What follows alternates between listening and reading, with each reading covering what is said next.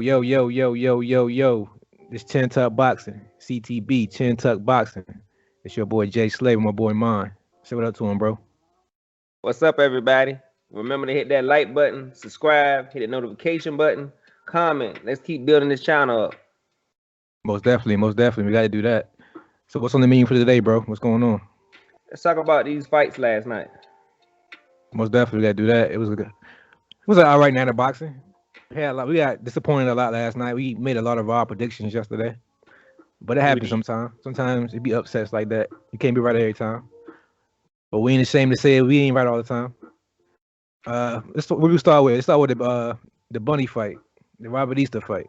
What you think about Robert Easter? How would you grade his performance, and what would you want to see next from him? Uh, I thought Robert Easter did what we thought he would do against Ryan Martin.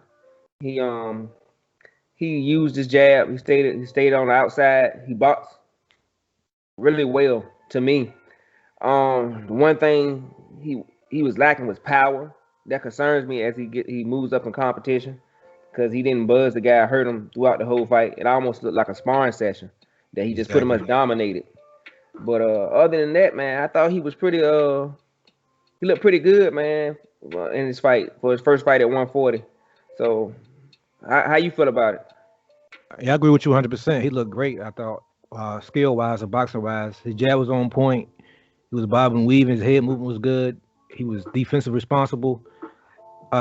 He only went back to the old Robert Easter like maybe a couple times in the fight where he stood in the pocket too long. He only did it a few times, but he never lingered there too long. Hmm. That jab was impressive. I was real impressed with that jab. That jab was long, straight, and fast, and he put it in his face all day. So yeah, I agree with you 100%. His power also it need to be. Uh, it wasn't. It was just enough to keep the guy off of him, but it wasn't enough to really hurt the guy. So we'll see what happens when he step up in Yeah. class in that weight in 140. We'll see what happens when the class of opponent steps up. Uh, but yeah, that's how I felt about it. So the next fight we want to talk about is the Dominic Brazil versus Otto Wallin fight. This was a favorite of ours. Who was looking forward to this fight probably more than every other card, to be honest, because we had the whole Tyson Fury and Wilder linked to it. Uh, I will say I was really disappointed in the outcome of the fight because Dominic Brazil looked like a I don't know, like a rock monster or something in there. He looked like a he looked extremely slow and sluggish and I don't know. What was your opinion on him and was you disappointed as I was? Yes, I was. Like you said, he just looked extremely slow. Like he was throwing shots, and Wallin was kind of pivoting out of the the area where he could get hit at, and and Brazil would be throwing another shot, and the dude was gone 2 seconds ago. So it was. I was kind of confused, and then another thing I didn't like, he changed his trainer to Abel Sanchez, and I didn't understand that move at all. I thought that was a stupid move by Brazil, but overall, the last part of the fight, he kind of came on. He got a second win, and I guess Alo Wallin was slowing down a little bit because he has a smaller heavyweight, and you could tell, like I guess, trying to keep Brazil off on the whole fight, and his legs got a little tired. So maybe 8-12, Brazil turned it up a little bit, made it somewhat interesting. But overall, Wallin's he really impressed me, man. Like he really got the goods and the skills, man. Like if he had power, he really could make some noise in the heavyweight division. That might be his only downfall, that he really can't hurt those big guys. But as far as his boxing skills, man, I was very impressed with Wallin. Thumbs up. So how you feel about it? Yeah, I agree with you hardly again. Yeah, Brazil was mad slow, but Otto Wallin was really impressive. He wasn't. I wouldn't say I was surprised because he showed some of those types of abilities when he fought Fury, and so I kind of knew that he had that type of box ability and had a good strong jab. But the head movement probably did it for me. He had very impressive head movement, even though we know Brazil was extremely slow and my grandma could have ducked those punches. I still was very impressed by Alawalin's defensive responsibility. He was real on top of his game when it comes to defense. Like you said, he gassed a little bit, especially in the like I think it was the 10th round when he asked his corner what round it was, and they told him what round it was, and you can see the disappointment on his face where he knew he had 6 more minutes. So he got to work on his stamina a little bit, but Other than that, I was really impressed. I really do think he can give a lot of the top heavyweights like a run for their money. Like the Joshua's, I feel he can give Joshua a run. Uh, the Andy Ruiz, I would love to see him in Andy Ruiz. I would love to see him with Ortiz also. I think those fights would be great for him. Hmm. So yeah, but yeah, he gets a thumbs up for me also. And the fight, that probably was the fight of the night. The Miguel Bichelt and the Vargas fight. What was your impressions about that fight? We To both was me, wrong. We both was wrong on this prediction also. yeah, I know I don't feel bad about it because most of the media thought that Miguel was gonna win. So I wasn't mad about picking the wrong guy. And as far as the excitement in the fight, we said it on our last video that was probably gonna be the most exciting fight of the night, and it was. It lived up to it. From the opening bell, it caught my attention. It was the best fight of the night. Um, Valdez, wow, man, he really impressed me. He had a couple moments in the mid rounds. He started to slow down, and Miguel was working that body, and I thought the fight was about to turn, and he turned it up another gear, took control of the fight again, and he knocked him down in I think the fourth, the ninth, and then in the 10th round he put him to sleep. And he was doing that Nate Robinson thing, man. He was lunging forward like Manny Pacquiao, and he was just going forward with his hands down, throwing 6 or 7 punches like he's in a street fight. Yep. And he got put to sleep completely. But I was impressed with Oscar Valdez, man. Like I really want to see him take the next step and fight those other guys at 130, man. Like he's really on my radar now. How about you? Yeah, I agree with you. Like I said, I picked Rochelle to win the fight because of his experience. I thought he had the better resume. I thought he was the bigger man. I thought I never really seen him hurt in a fight really bad, so I thought for sure he would have had the better chin in the fight. But yeah, man, like you said, Valdez just came in with the game plan. I gave Valdez the edge. I think I said in our last video that Valdez had the skill advantage and the defensive responsibility advantage, but I gave Rochelle the experience advantage. And I said they kind of even itself out.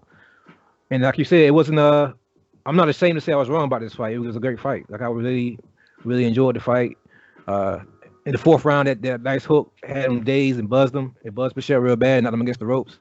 The knockout, like you said, the come in check hook. It kind of reminded me a little bit too of the Ricky Hatton Floyd Mayweather fight. How he caught Hatton coming in with the check hook and he fell into the turnbuckle. It kind of reminded me of those type of shots with that left hook just catch you coming in and put you to sleep. It was one of those great shots, man. But yeah, it was a great fight. I give it a thumbs up also. And I would also like to see him fight the Stevensons of the world, the top notch 130-pound fighters. And moving on to the best, I say the more anticipated fight from the public, the Adrian Broner return. What was your opinion on AB return, and then give him a grade from A to F? How you felt about his performance? If I'm gonna be honest about it, man, I got to give AB a D plus. The only reason I'm giving her a D plus and not a D minus or an F because he's been off for 2 years. Other than that, his performance was horrible to me for the level of competition, the opposition he was fighting. I thought Santiago was game. I thought he didn't do anything that you never seen a guy. He's an unknown guy, and you watch him, and then you see him fight, and you like, oh man, this guy kind of good. Like with Santiago, I didn't get that. He was straight up and down. Like Mayweather was straight up and down. Well, nothing special about him. He was tailor-made for Adrian Broner to look good at a return fight and to get a tune-up fight. And he just wouldn't let his hands go. He was trying to pop shot. He was dancing around the ring, talking. I mean, you would think this guy was up 9 rounds to 1 or 10 rounds to 2, going into the 12th round. He had no sense of urgency at all, and it was irritating the hell out of me.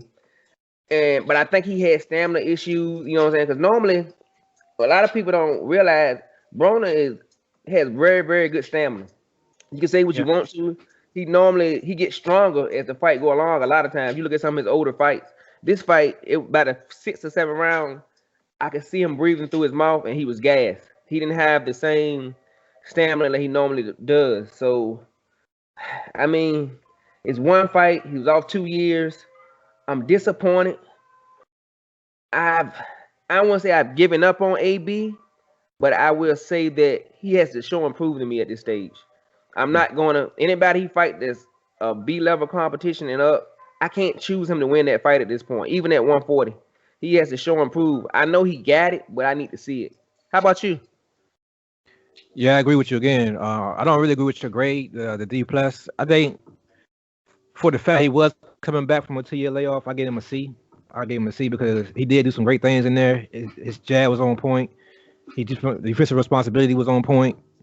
Uh, he just didn't let his hands go, which I anticipated he was going to do that anyway. I kind of knew that he was going to not let his hands go and wait to the end of every round to throw flurries to try to steal around. That's just been the AB of lately. It's been his style lately.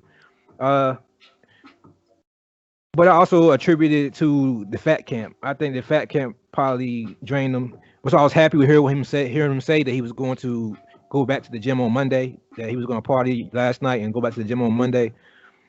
That's what I wanted to hear. I wanted to hear him saying he's going to take his craft more serious and start getting in shape, so he can start making that 140 because he wasn't nowhere near 140. He was 146, so he came in, and I'm pretty sure during fight night he probably was close to 160. He looked kind of rehydrated.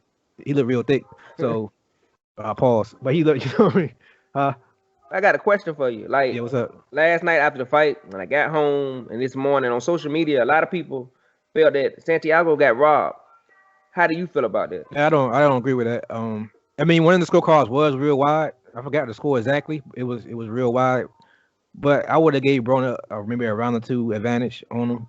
Like I said, a couple of those rounds, Santiago wasn't really doing much, but he was basically, especially in the early rounds, he was trying to box with Broner a lot, and it was a lot of stalemating and a lot of waiting, and Broner was just throwing jabs. In the middle rounds, I started seeing him try to work the body more, Broner, and Broner was kind of catching him in between. So there was a lot of swing rounds in the middle.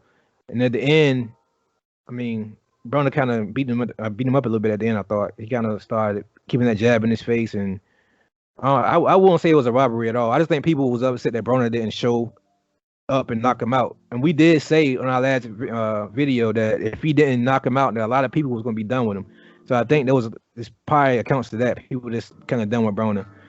So I'm kind of like you. Like his next, he can't fight another B-level opponent the same way. He's gonna have to show improve from now on. Especially when he be headlining, because nobody want to see a Broner headline if he keep doing performances this way.